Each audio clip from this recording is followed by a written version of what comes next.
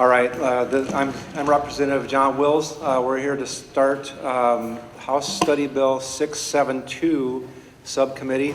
I'm going to let my fellow representatives introduce themselves here in a second, but just want to lay out some ground rules real fast so that we all have a chance to speak. We all have a chance to be able to come together and talk about this bill, this important bill.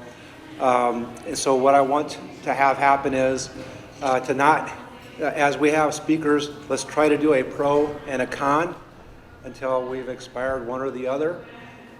So if you're a pro person for this bill, we'll have you speak, and then we'll have the counter to that person as well. I want you to keep your comments to 1 or 2 minutes because there's a lot of people here. We'd like to get through those, and at this point, I think we're scheduled for a half hour. If we're able to, and we have more speakers, I'm not opposed to going longer, pending my fellow legislators that are here. But we need to have calm. We need to have your help in making sure that everybody is able to have a good chance to talk and speak to this bill so that we can gather as much information as possible. So with that, I'll have my fellow legislators introduce themselves. Representative Ellert. Good afternoon, everyone. Representative Steve Holt. All right, and so with that, what I'd like to do is try to get as many comments as possible. I would say that legislators, if you have questions, the two members on the board or on the panel, if you have questions while somebody's speaking, try to refrain, but if you need to have a question, if you need to respond or talk to somebody, please let's take care of that right away so that we're not having to not get those questions answered. But at the same time, if you're a speaker and you want to hang out and be around after the meeting, maybe we can also talk to you then so that we can save some time during the committee meeting. So with that, sir, I think you're first up. Are you in favor or opposed? In favor. All right. Thank you so much. I appreciate the privilege and opportunity. I support the bill that is before you because I believe in school choice. What is it that we really want from our kids, from our children? In my humble opinion, it is for them to make good choices. And I believe it continues, yes, that they want to send, meaning their children or our children, to have the best choice. And their dollars should follow them to help ensure a supportive and quality education. If those dollars are meant to help support our students, then wherever their parents choose to send them, the financial support, I believe, should follow. I'm the proud grandson of a man from a town called Buxton, Iowa. I am the son of a man from Mississippi who chose to leave Mississippi so that his family might have a better education and life. He chose what he thought it would be the best for his future family. We should have that same right today to choose where we want to send and educate our children. My brother, sisters, and I are products of school choice. Dad chose where he thought we could have the best education. We do not want a Burger King education or a Burger King experience, meaning letting people other than parents deciding, yes, to have it their way. No school choice should be, in my humble opinion, it ought to be parents have it your way. Hold the pickles, hold the lettuce, and let us choose where we want to send our kids. Why should a family be restricted because of their income as how they want their child educated? If we can live and die for our country, we ought to be able to choose where and how we want our children educated. If we want a child to be all that they can be.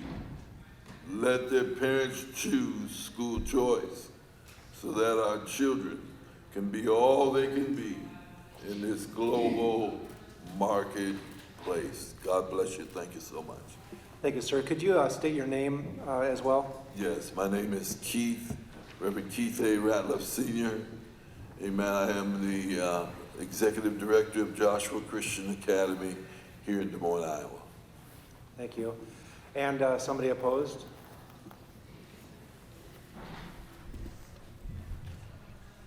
Emily Piper, representing the Iowa Association of School Boards. I'll be respectful of your request that we be very brief in our remarks. We are registered opposed to the bill. I would like to note that while there are several provisions in that bill, we are not opposed to transparency. That's Division 1 of the bill. I want to make it very clear that school districts already provide that kind of transparency and access for parents to instructional material. We are working with folks to try to make that more doable and workable for school districts to accomplish the goals.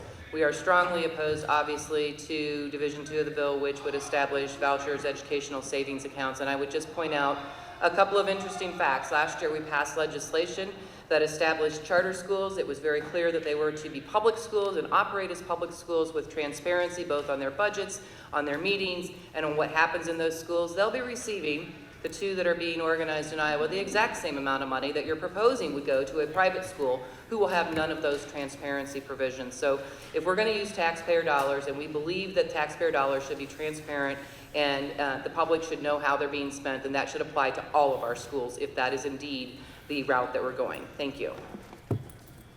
Thank you. Is there another in favor? Yes, sir. Thank you for the opportunity to speak today. My name is Josh Bauer. I'm the head of school at Sioux Center Christian School. The Iowa State slogan is Fields of Opportunities. That's who we are as Iowans. Iowa is filled with opportunities, and I hope that continues.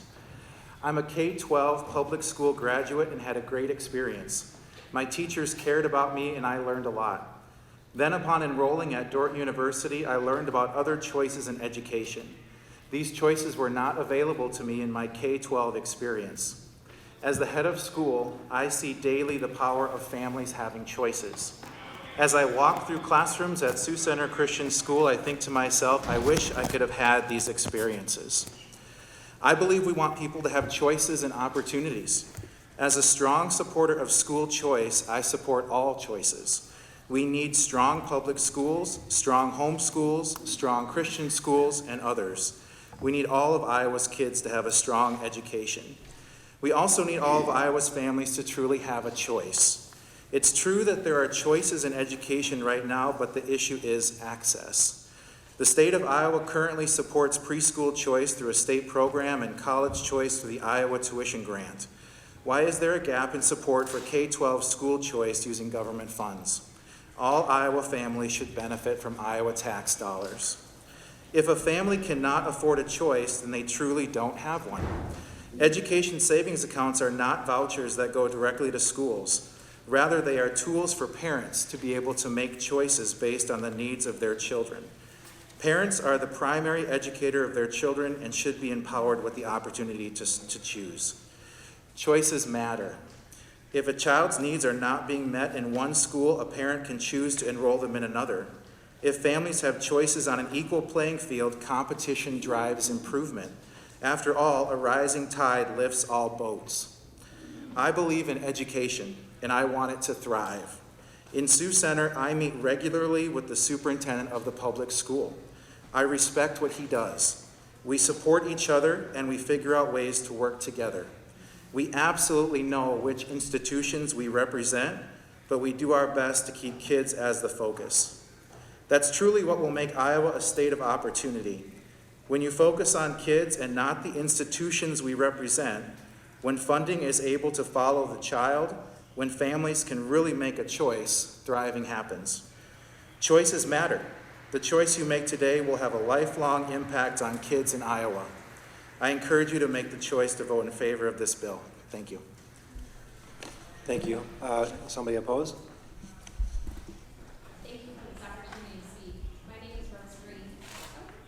Thank you. Thank you for this opportunity to speak today. My name is Rose Green. I'm the mom of 3 public school students and one of the parents that's involved in Parents for Great Iowa Schools, which is an organization of parents and community members with representation across all 99 of our counties in Iowa. A couple years back, I reached out to the DOE because I really wanted to understand what a level playing field was between public schools and private schools. And so I went to the person at the DOE and I asked for the list of taxpayer accountability and regulations. What do public schools have to report back to the state in order to receive that money? So I got that list. And then I went to a different person at the DOE and I asked for the list of regulations and taxpayer accountability for the money that is spent in our private schools. And I dumped it all into a spreadsheet. And I'm sure as the Committee on Appropriations, you understand, I threw that in, and the list was so long that it extended over 5 pages when it went to public schools for those regulations and those taxpayer accountability measures. And then I put in the private schools, and it was a half a page. And then I look at this legislation, and I'm going to directly quote the legislation we're talking about today. Rules adopted by the Department of Education to implement this legislation and impose an undue burden on a non-public school are invalid. Further, I'm going to add from another section. Let me put my glasses on, I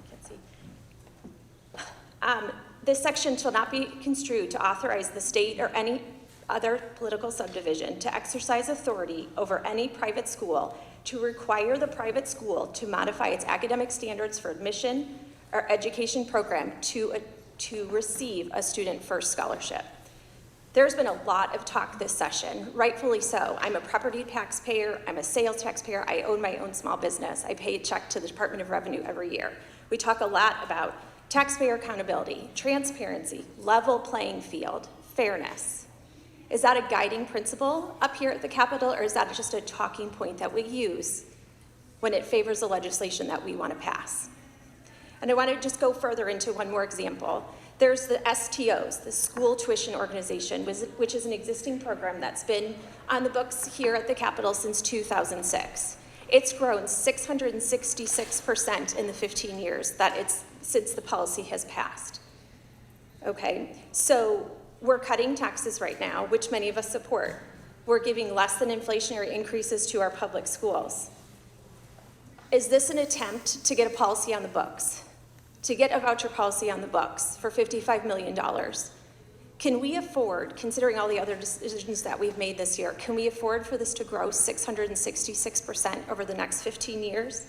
I know the format isn't here for us to answer questions or get answers to questions, but I do think, as a small business owner, as a parent of a public school, as public school children, I do think that Iowa taxpayers deserve to hear, especially being public school parents being 95% of that group, that constituency group.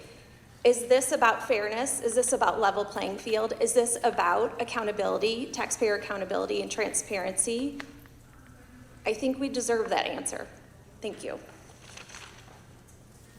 Thank you. Somebody 4? My name is Jen Jacob.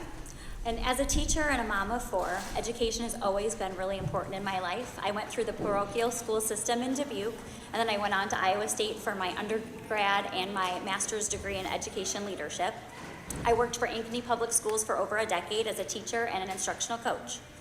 And when it came time to send my children to school, my husband and I chose Ankeny Christian Academy because we wanted a partner in our child's education that really aligned with our values and beliefs.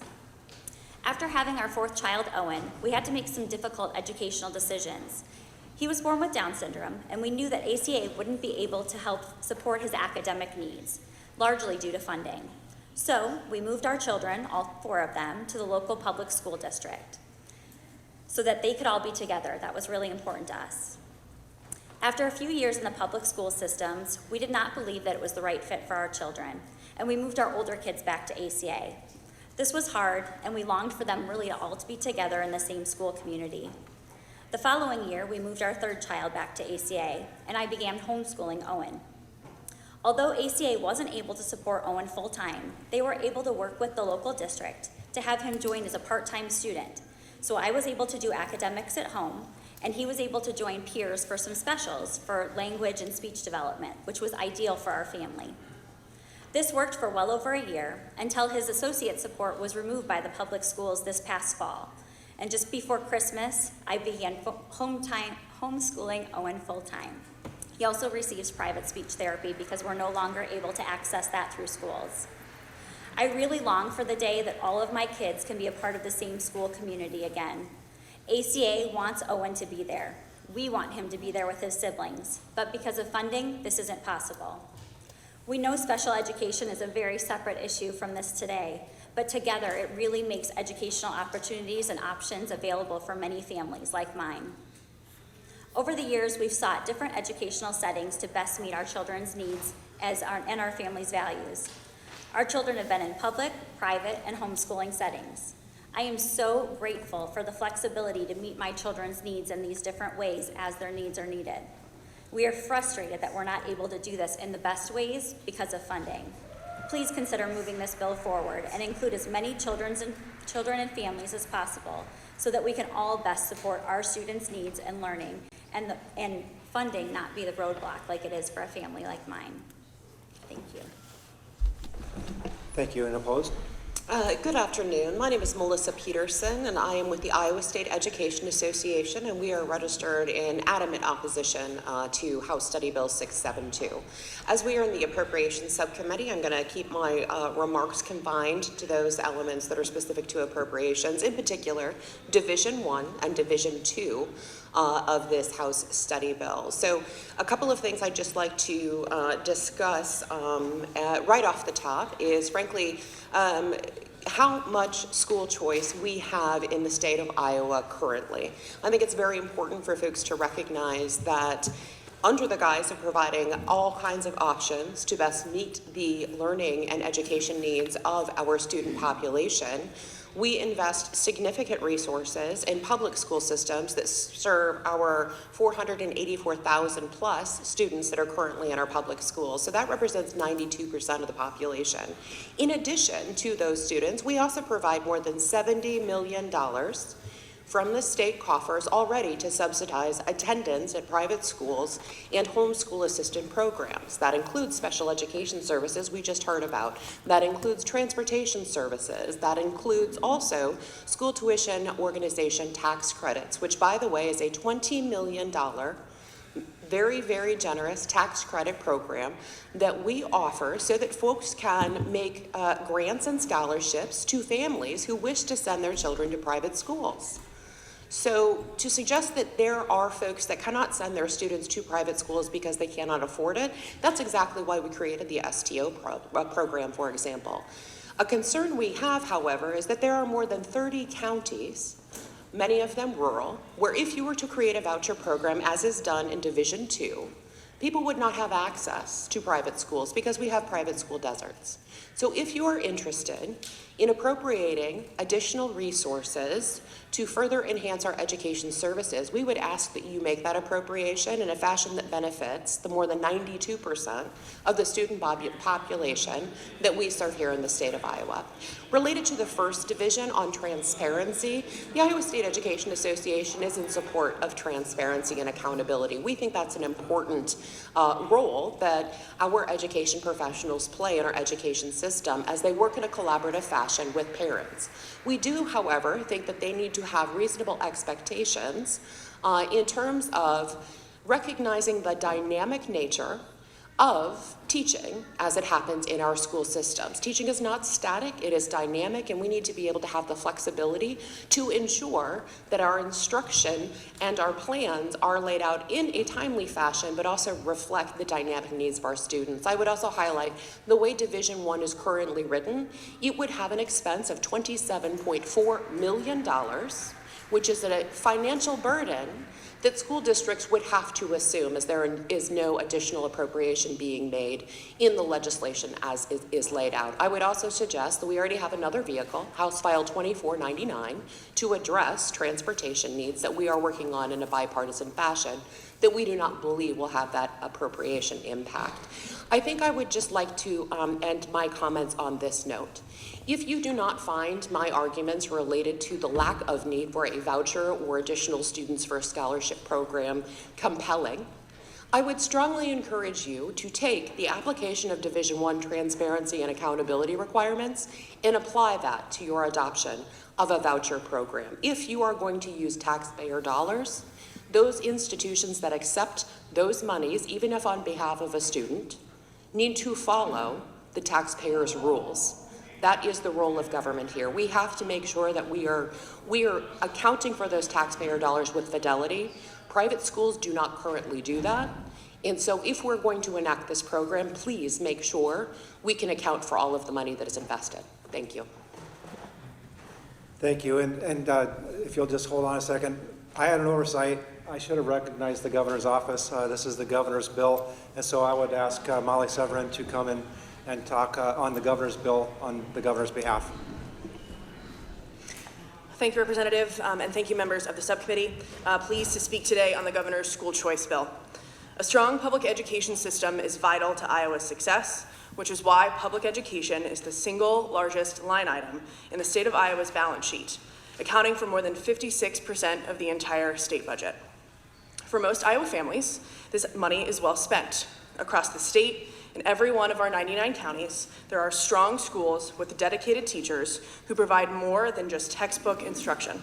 They give emotional support and structure. They help guide our children through their most difficult and formative years.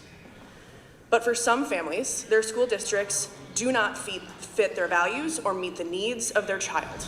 Parents matter, and when it comes to their children's education, it matters that they have information, options, and the respect that they deserve.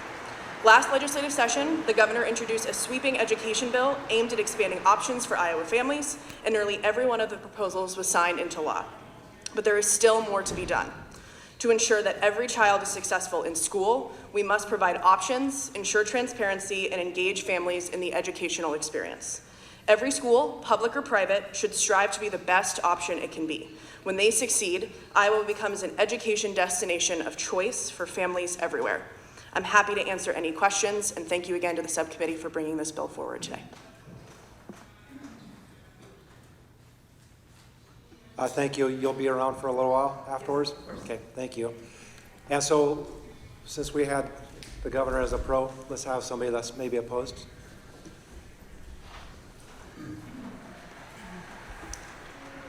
Hello, my name is Michelle Crucy.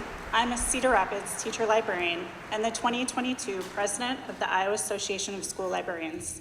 Today, I'm speaking to oppose adding the statement, such license shall not require the completion of a master's degree to Division 6 of House Study Bill 672. ISL believes that you are attempting to insert wording into the Iowa Code that does not need to exist. Currently, a master's degree is not needed to be a K-12 teacher librarian in Iowa, so there is not a need to insert wording that it shall be required. The BOEE is already allowing a K-12 teacher librarian to hold both the 108 and the 109 endorsement, as opposed to the 174 endorsement, which requires a master's degree. To earn the 108 endorsement or the 109 endorsement, a qualified candidate needs to earn 24 credit hours at the University of Northern Iowa. To hold both the 108 and the 109 endorsements, they have to earn 27 credits at the University of Northern Iowa. The difference is the library resource course. To earn both endorsements, a candidate takes both the children and the young adult library resource courses. If a candidate was the only teacher librarian for a K-12 program, they would want to have completed both of those courses for both the elementary and secondary licenses. There are, at UNI, 6 hours of research coursework to complete the degree and the 174 endorsement. I am specifically speaking about UNI's program because it is where I earned my master's degree. The University of Iowa also has a master's for library and information science. UNI's program leads specifically to teacher librarianship, whereas the University of Iowa's program prepares its graduates for all types of library and information services, including school libraries. Since a candidate is allowed to work and hold the position of a K-12 teacher librarian with the 108 and 109 endorsements, it is our belief that the option for the 174 endorsement should remain intact. Candidates who want to hold the 174 endorsement are benefiting from the rigor of completing the additional research requirements for the master's degree. That said, since it is possible to qualify at both the elementary and secondary level without the master's degree, it is not necessary to insert the statement, "Such license shall not be required the completion of a master's degree" in Iowa code. In an ideal world, we would be discussing how we could write into Iowa code for there to be a qualified teacher librarian at each attendance center in Iowa. In our current state, we probably need to help school districts gain a better understanding of the requirements. It feels like there is possibly misinformation driving the insertion of this language. The most qualified candidate would have a master's degree and hold the 174 endorsement to be a K-12 teacher librarian. However, the reality is a candidate can complete 27 hours and hold the 108 and 109 endorsement to be a K-12 teacher librarian. Thank you for your time today. Thank you. Has somebody for the bill?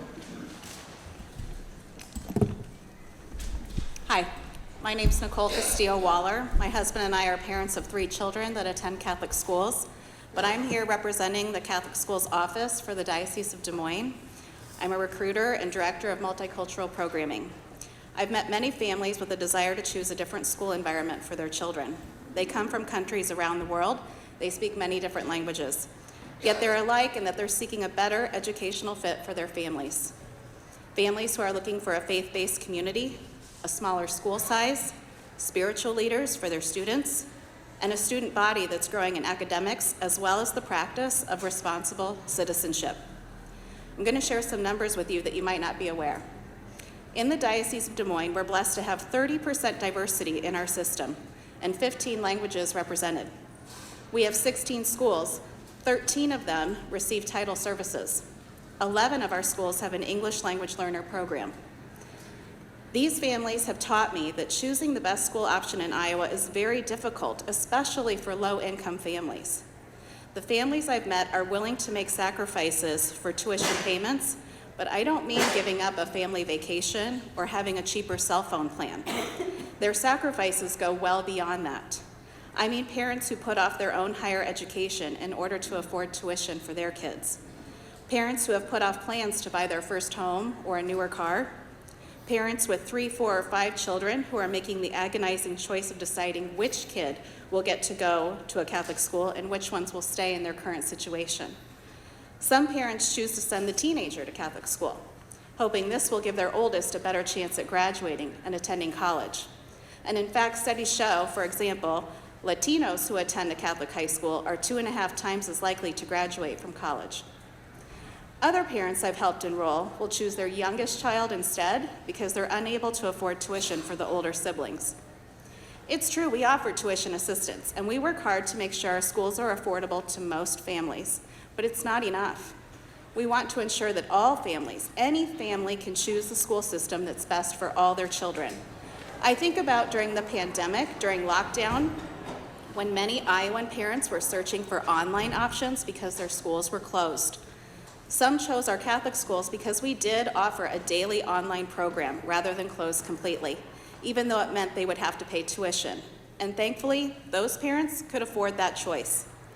Some parents chose a free public K-12 online option, such as Iowa Connections Academy, and thank goodness that today the state education funds allocated for their students are allowed to follow students from the brick and mortar school to that public online program, if that's what a parent chooses. Some parents even supplemented with tutors from private businesses such as Severn Learning Center. I'm sure they felt blessed that that option was on the table and affordable for them. Today we're asking for the same eligibility, support, and trust for low-income families. We're asking the Iowa legislature to put school choice in the hands of parents, especially the parents who don't always have a lot of options on their table. Thank you for your time. Thank you. So we have pretty much expired our time that we're allotted, but I'm more than willing to stay if the fellow legislators are. So it seems that we are. So are you opposed? Yes, Margaret Buckton from the Urban Education Network, registered opposed to the bill, especially 3 different things that I'll talk about very briefly. First of all, the lack of accountability others have talked about that should be associated with a good stewardship of taxpayer dollars. There are other states that have plans for education savings accounts that require the private schools to accept every student. that require the private schools to test every student and then report disaggregated data so that the parents know a child like mine is likely to succeed in this other environment. And it's interesting that the contrast with no regulation at all compared to the excessive transparency regulation that's in Division 1 of the bill. Secondly, for the way the money follows the student, if a student has a disability with an individual education plan, the weighting associated with that special ed plan goes to the parent's education savings account. There's nothing in this bill that relieves the public school and the AEAs from providing special ed oversight, support, and all of the services needed for those plans. So we've taken the funding away from the public school and the AEA system, but not the burden to provide the support for those students. Third is just about the timing, combined with the tax cuts that will kind of hit that wall when we run out of revenue growth in 2026, 2027. That's exactly the time when this level of incoming kindergartners into these education savings accounts will hit about 10,000 students. So the pressure to continue that's when you hear people say it's a slippery slope toward an expanded program. You'll all of a sudden have to say, revenue is smaller. We have to fund our public schools. Do we have enough money to do that? And by the way, here's additional pressure to continue expanding the education savings plans that are in here. The last thing I want to talk about is the transparency piece. The fiscal note assumes that you will have substitutes in every teacher's classroom for 5 days in order for them to put together all of the materials, the standards, the information required to be posted before August 23rd of this year. We don't have substitutes. We don't have enough to take care of illness for teachers right now. From the Urban Education Network's perspective, we believe we're going to have to add a full week to teacher contracts to come back to school a week early to get this done. And hopefully we don't create so much more work that teachers aren't willing to return. We're short teachers and don't believe the state can afford to pay for the system, competing education system, given that dynamic. We would put that fiscal note closer to $54 million just for the transparency division, and that eats up just about all of the real new authority that was provided to schools through the 2.5% SSA that you established. Thanks for the opportunity to comment. Just a clarification, so that $54 million is your estimate, it's not the Legislative Services Agency's estimate? Right, they didn't estimate teacher time, they estimated substitute time, which doesn't exist. Thank you. Somebody that's for the bill? Hi, my name is Mandy Gilbert. I'm a parent of 3 children in Johnston. I want to give you a brief overview of what happens at the local level when parents do ask questions. My 10th grade daughter was, her syllabus, it's on her syllabus, this wasn't a choice book, a book that contained profanity, slurs, and obscene material based off of what Iowa Code deems as obscene. I met with a teacher, I met with the principal, and asked why this material was being used. I was met with a lot of silence. I wrote up printed out some of the quotes, asked the principal to read them.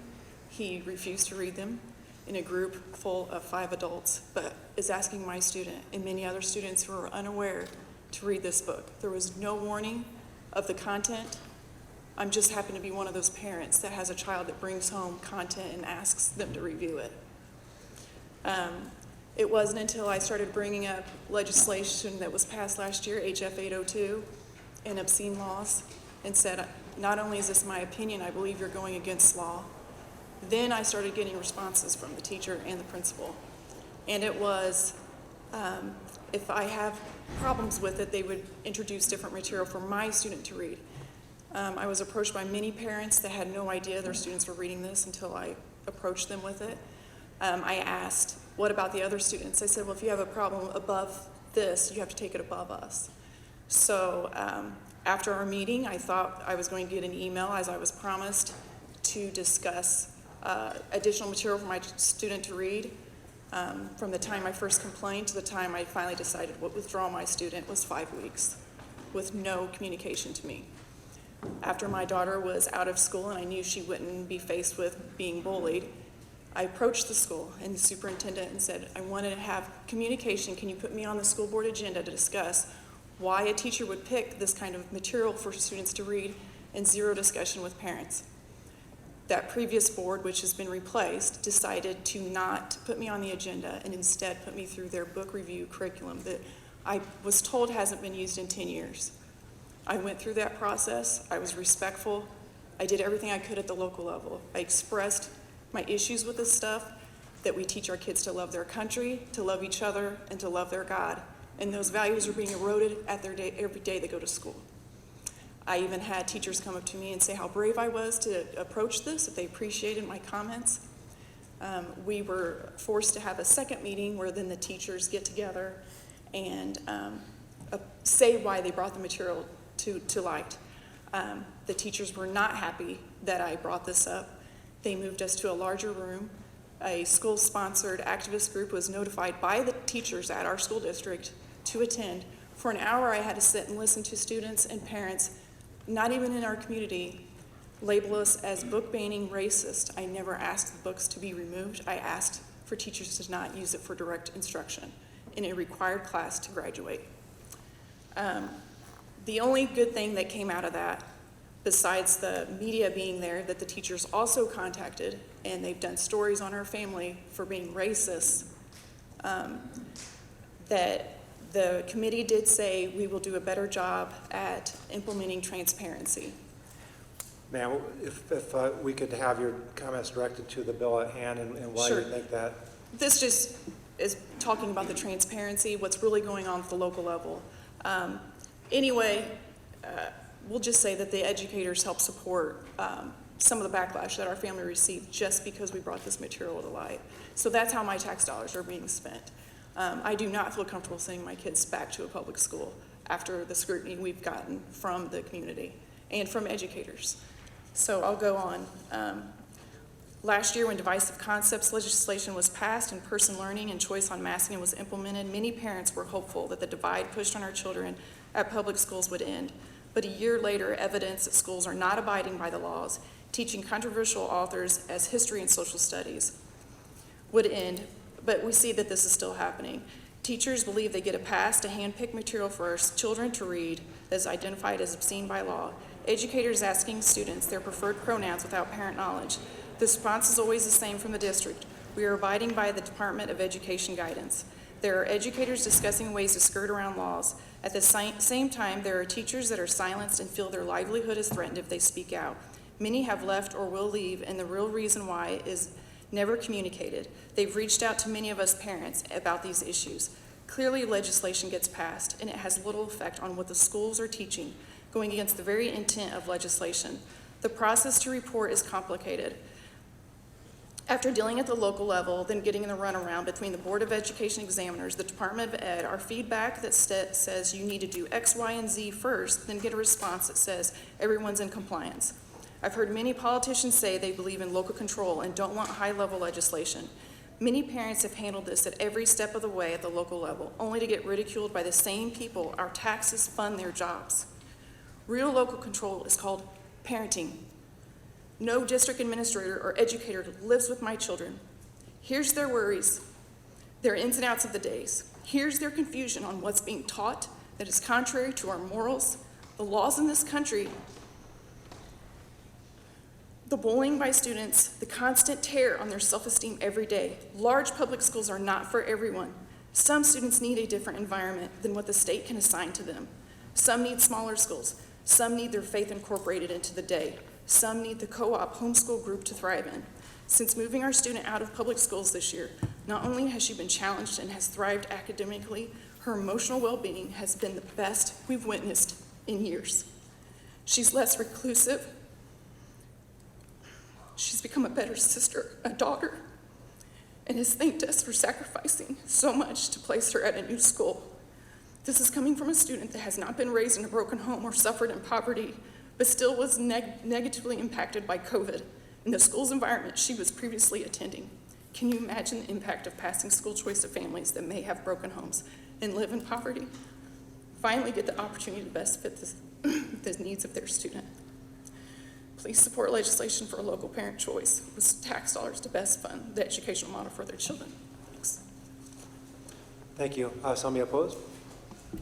Yeah, Keenan Crow here with One Iowa. I think our main choice, main question when it comes to school choice policies is school choice for who? Last year, the interns and I did a massive study. We looked for every private accredited school policy in the state. We found about 97% of them. And out of that 97%, we found that 75% of those school policies either explicitly discriminated against LGBTQ students or their families, or reserved the right to discriminate against LGBTQ students and their families without further notice. So there is incredible concern from us that folks whose tax dollars will be going into this are not going to be able to attend those schools, either because their children are LGBTQ or because their parents are LGBTQ. And so we would just ask, at bare minimum, that if this moves forward, that anti-discrimination protections be included with the ability to receive those tax dollars, not just for LGBTQ students, but also for students with disabilities, students of different religious beliefs, pretty much any protected class that private accredited schools are not currently prohibited against discrimination by law. Thank you. Thank you. And somebody for? My name is Patty Lansink. I'm the superintendent of schools for the Diocese of Sioux City Catholic Schools. I have 16 schools in Northwest Iowa. We educate about 6,000 students. All of our schools are accredited by the Iowa Department of Education. And I just really am hoping to bring everyone's focus back to the kids. If we do what's right for kids, then parents should really be allowed to choose what's best for their children. In most cases, that will be their local public school, but it may not be the best fit for all. And in those cases, those parents, if they can't afford tuition, then it's really not a choice at all. It's really, I don't know their kids the best. The public school doesn't know their children. The teachers union doesn't know their children. The parents do. And they should really be empowered to make the choice that's best for their students. We were thrilled to see that this included some provisions for students with special needs. Our schools do serve students with special needs to the extent that we are in partnership with our local public school. And where those partnerships are working well, then we are able to serve those students well. Where those partnerships are not working well, we are not able to meet those students' needs quite as well.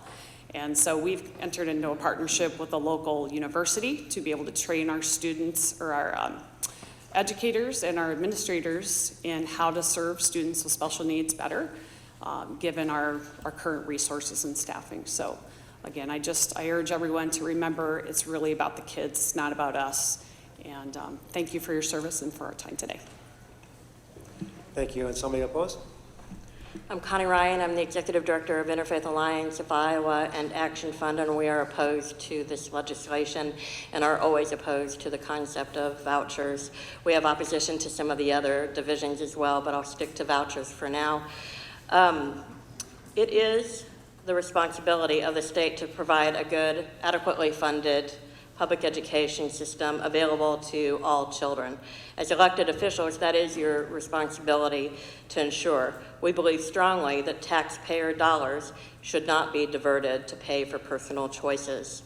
When someone chooses to opt out of the public mandate of public schools available to all children, it is not the state's responsibility to take those funds and then move them to another place. In addition, as my colleague stated, almost all non-public schools in Iowa are religious institutions. They consider their schools to be ministry, and they can legally opt out of certain laws because of their religious affiliation. In addition, non-public schools in general are not required to serve all children, nor the needs of all children.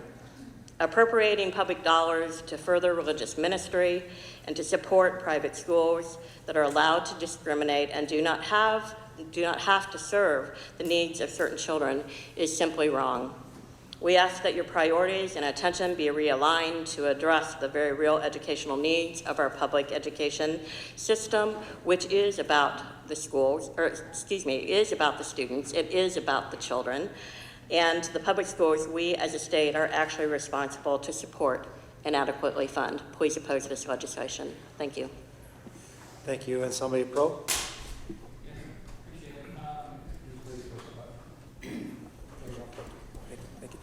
Yes, I am here to support this bill. My name is Walter Blanks Jr., and I will keep it short and sweet. I appreciate the extended amount of time. So I grew up in Columbus, Ohio, in the inner city of Columbus, Ohio. I was surrounded by crime, poverty, and low expectations. And I was in a different public school almost every single year. I was bullied for my faith. I was bullied for what I believed in. and there was just not a school available to us that was a good fit for me. And I'm number 2 of 6 children, and my older brother was the perfect child. Couldn't do anything wrong. Every school that he was in, gifted and talented, he excelled well. And then 2 years later, when teachers saw the last name blanks on the roster, they would dip their heads in disappointment because they knew I was coming. And there was one time in particular where my mother, every single day, she told me, I better not get a call from the school to come pick you up. She worked 2 jobs and did everything she could to provide for my family. And so sure enough, this one day, I was bullied. I ended up in the principal's office with a bloody nose and bruises. And she came to the school, and the principal told her, if you just hold on for 5 years, and this will be a better school for Walter. And I'll never forget this moment. My mom said, in 5 years, Walter will either be in jail or in a body bag. And we do not have time for that. And I never set foot in that school again. And because of school choice, I was able to be pulled out of that environment and put in a place where I really thrived educationally. 6th grade all the way through 12th grade, graduated high school, which statistically was not the expectation, graduated college, which was not the expectation as well. And then fast forward, I found myself at the White House multiple times, sitting next to the president, telling him I was coming for his job and that he was on notice. And that confidence and everything that I've been able to accomplish is because of my education. And when I look here in Iowa, across the country, the question that I have is, how many more students are going to be sacrificed to create something? Just like that moment with my mom. 5 years is unacceptable to any parent. Parents need options now. Students need access now. And that's why I support this bill. Thank you. Thank you.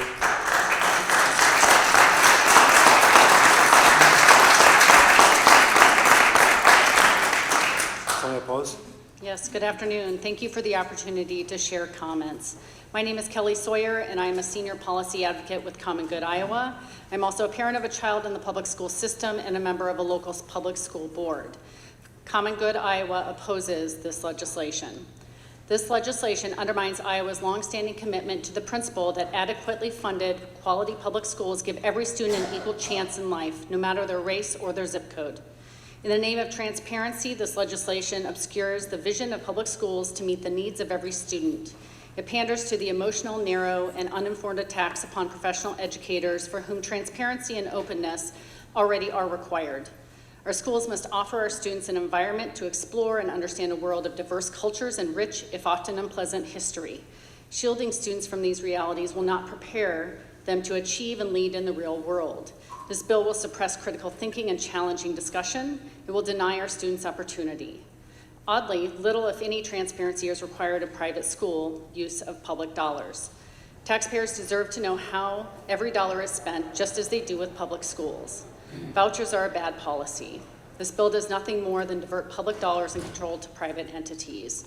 These diversions fundamentally change and jeopardize Iowa's longstanding commitment to free, universal public education and equal opportunity, hasten further racial segregation, and undermine the sense of community that starts in our schools, rush to make costly changes before seeing the impact of recent legislative decisions to expand charter schools and undo Iowa's voluntary diversity plans, make it more difficult for those schools to serve students in every neighborhood in the state, disproportionately hurting schools in Black and brown communities where lost dollars will force administrators to cut corners.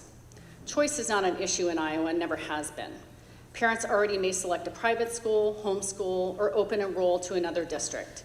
Asking other parents and taxpayers to pay for it while harming their local public schools is really what is happening with this misguided legislation. I ask, what is your goal of this legislation, and how will you measure whether or not you are accomplishing the outcome? If it is not to improve student outcomes for our kids and only to allow adults a choice, then I question whether the taxpayers of Iowa are getting a return on their investment. Thank you. Thank you. And somebody for the bill? Yes, thank you very much for the opportunity to speak here for the bill.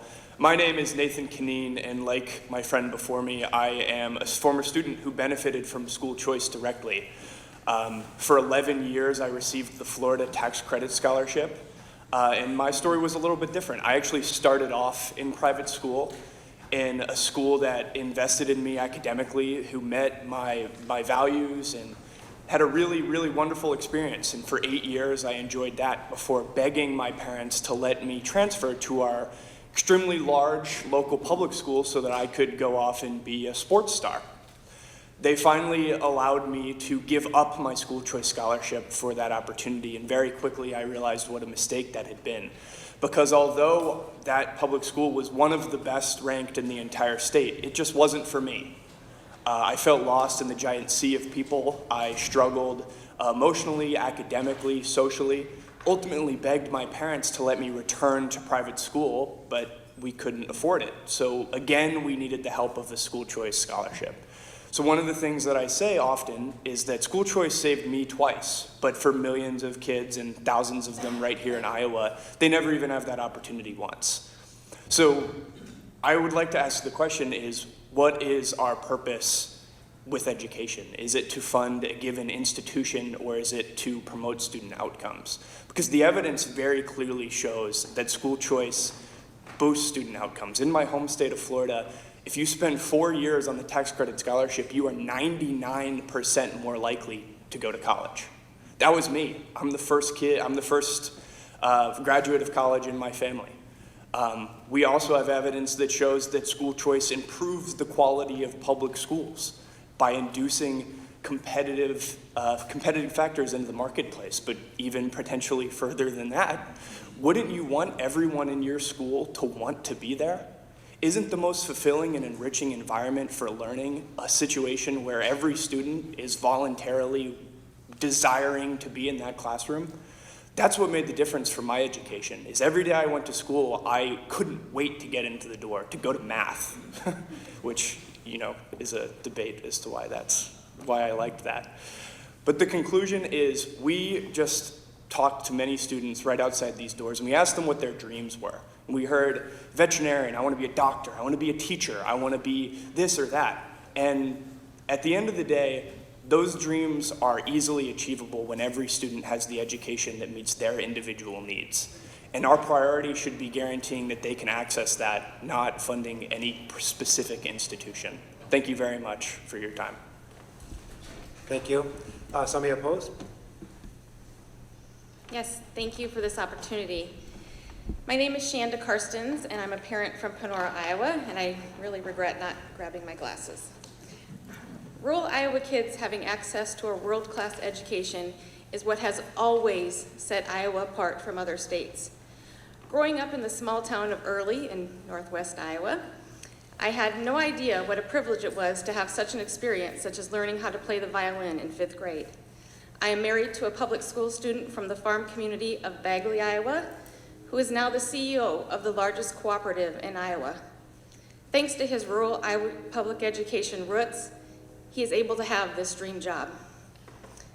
Folks in this room, legislators, rural public education matters. The voucher portion of this bill shows rural Iowans the opposite.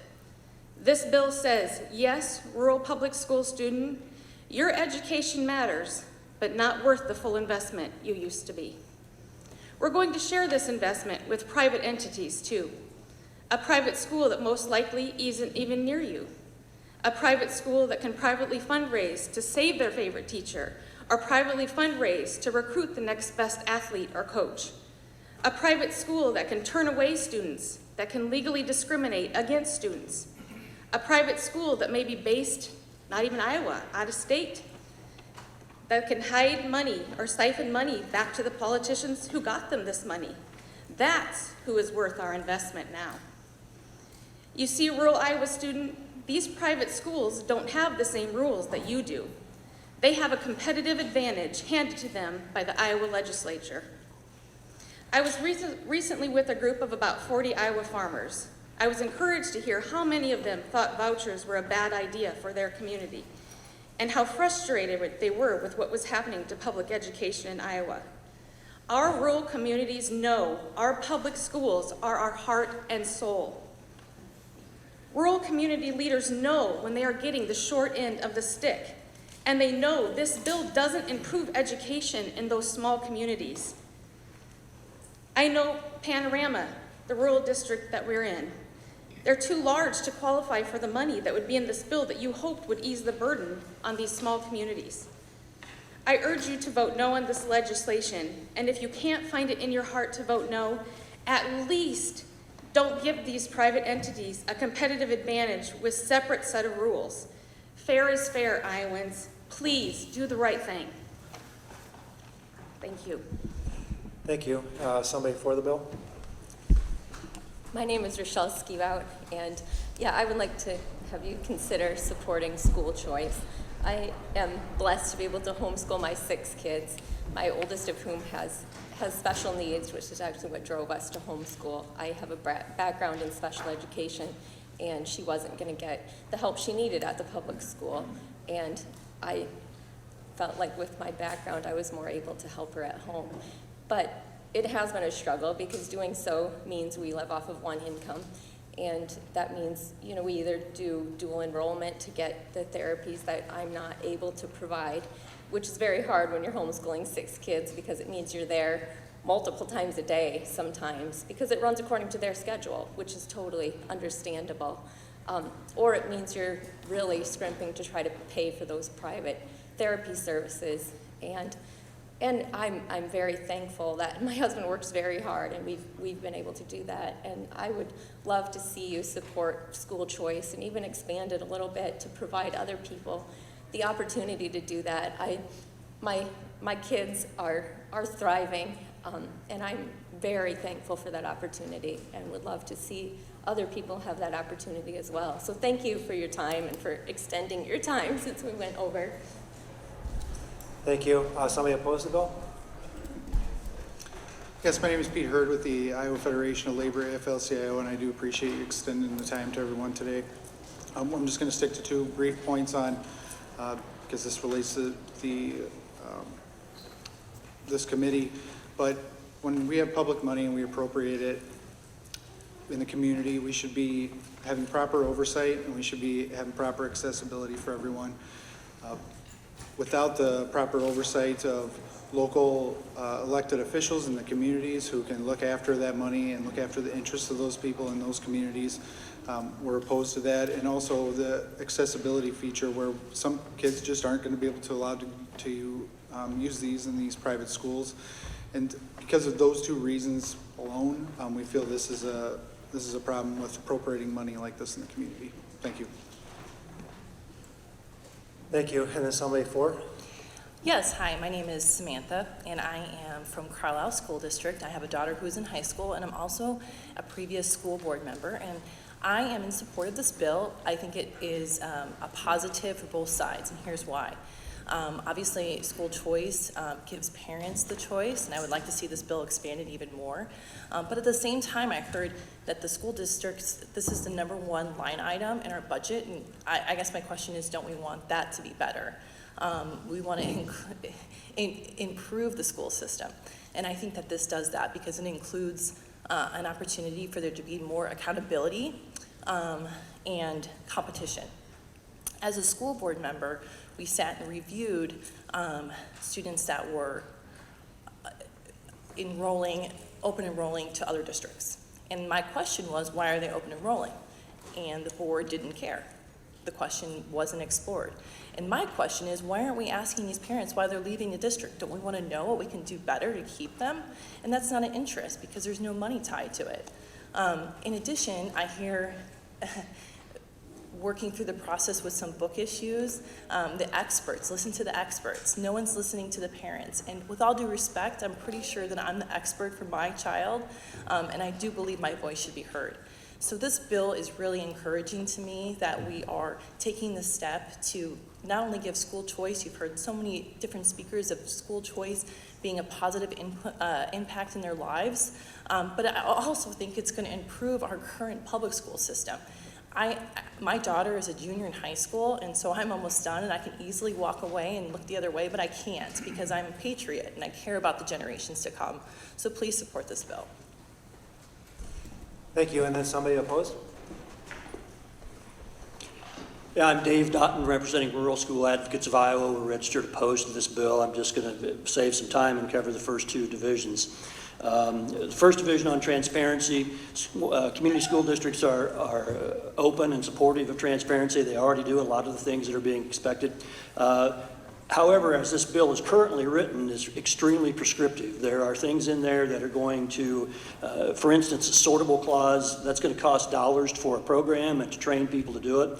It also takes resources away from teachers and time, and that's been mentioned already that it's estimated there'd be $27 million in cost just to hire substitutes. And I would anticipate for rural school districts that would be even more, as we again have extreme shortages of substitute teachers. Division 2, I just want to mention first off, we very much appreciate the work that the private schools are doing. This isn't in opposition to private schools. And people that want to send their children to private schools are able to do that. We commend them, and they can make those choices for themselves. However, 92% plus of the students in the state of Iowa are educated in the public school system. And the ESA portion of this bill, Education Savings Accounts, I'm a coach, have coached for years, and I'm extremely competitive. However, you can't be competitive if the rules aren't the same for both teams. And so I just want to make sure that everybody understands that. I appreciate the time, and again, we're registered opposed, and I would ask that you not move this bill. Thank you. So we're going to go to our last speaker of the day, and then I'm going to open it up to the legislators if you'd like to say a few words. So if you're for the bill? Yes, I'm for it. My name is Pam Moldy, homeschool mom from Pella, Iowa, of 4 children. Signer of the Declaration, Benjamin Rush, taught us that the purpose of public schools was to teach kids to love God, their families, and country. Yet we see that this isn't happening when 81% of adults under 45 can't even pass the American citizenship test. And it's the exact opposite with seniors in our country. They can pass it. So something has changed, and you have the opportunity with this bill to put school choice back into the hands of parents. I have a friend who has a 3rd grader who goes to school south of here, and she was offered cocaine in her schools. There's bullying in her schools. Her mom desperately wants another choice, and she can't afford it. There is no choice for her. She's low income. I realize we have some wonderful public schools. We have some excellent teachers. So why is it that so many parents want out of the public schools? As I attend school board meetings, I hear the same reasons over and over. The obscene material, the litter boxes in bathrooms, and social issues around identity. School choice gives parents the ability to choose another option for their kids. In my own family, we were able to give up an income to homeschool our kids, but it's not easy. It gets hard to pay the bills each month. Yet, one of the largest checks that we write each year is to our public schools in the form of our property taxes. This is not public money. This is my money. This is my friend's money. This is our money. This is the money of 70% of Iowans who call themselves Christians and want a different choice for their kids. Also, please consider expanding the coverage in this bill to include CPI homeschool students like mine. We are not covered under STOs. We take non-accredited classes, and we are left out of STOs. We're left out of this bill. We spend thousands each year on classes that are non-accredited. So I ask that you please add that in and move this bill forward. Thank you so much for listening. Thank you. I want to thank everybody for the respectful dialogue, the back and forth. This is a very good discussion, very good conversation. At this point, I'm going to open up to legislators. Representative Eller, do you have any statement? Is there time for questions, or do you just want my comments? I think that if you have questions. Yes, the governor's office is here. So, does this bill freeze private school tuition or stop schools from raising tuition beyond the amounts that the Student First Scholarship gives? I'm sorry, Representative, could you repeat the beginning of that question? Apologies. Yeah, so would anything in this bill freeze private school tuition or stop schools from raising tuition beyond the amount that the Student First Scholarship gives? No, Representative. Okay. Do you know how much on average the non-public schools charge for tuition? We're currently looking into what the average price would be. Happy to get back to you on that, but don't have an average at the moment. Okay. So if this bill is meant to help families seek those private, non-public school choice options, why aren't we giving priority to the lowest income families within that amount in, was it Division 2? Yeah. So I see we have, you know, the amount in here of who qualifies, but why are we not creating a priority list of who is on the lowest income? When we drafted the legislation, we took a look at, as many folks have mentioned, the qualifications for student tuition organizations, just to not be pulling something out of thin air, so to speak. So the way it's written now is to mimic Iowa code in regards to student tuition organizations. Okay. And then we just had a clarifying question. As money remains in the students' accounts, it can be used for different qualified expenses. I've been being asked a lot, would it be able to qualify for post-secondary admission or credentialing? We weren't clear on that. Sure. So the money would stay in the student's account until age 23. Those funds could be used for post-secondary education, correct? Similar to the Iowa Tuition Grant Program. Okay. I think that's all my questions. I just want to, for my statements, just say, you know, I am not going to sign off on this bill. I don't support it. I am a public school educator. I have special needs children, so I totally understand where people are coming from. But as this bill is written, it's only going to help 10,000 students. It, you know, may or may not help special needs, may or may not help our LGBTQ students. It's not going to the lowest of those low income, so it may not even reach some of you that are in here advocating for this bill. Also, I want to remind that for our estimated fiscal year 2022 funding for private schools and homeschool services, they're already receiving over $100 million. So it's not like we don't invest in this. Thank you. Thank you, Representative Holt. Do you have any comments? I do. Thank you. I am enthusiastically in support of this bill. Representative Eller's point, I do wish it covered 10,000 more, but this is the beginning, or many more than 10,000. Parents and children matter in this discussion, not the education establishment. Having sat on government oversight, I can tell you that some schools have chosen in the state of Iowa to teach Marxist ideology to children, to destroy Dr. King's vision from his I Have a Dream speech, and to teach hatred of our country. This is why we have school transparency in this bill, and this is why we need greater school choice. Some public schools have taught elementary children sexually charged terms and have told them they could choose to be boys, girls, both, or something else, to the horror of many parents who reject these things being taught to their young children. This is why we need transparency, and this is why we need school choice. Some schools have closed down in defiance of state law during COVID to the detriment of the children. This is why we need school choice. Some schools have chosen to embrace a book containing pornographic images so graphic that Google identifies this book as adult content, and school boards refuse to allow parents to read passages from some of these books because they are so graphic, but yet these same school boards refuse to acknowledge that they are not age appropriate and should not be in school libraries.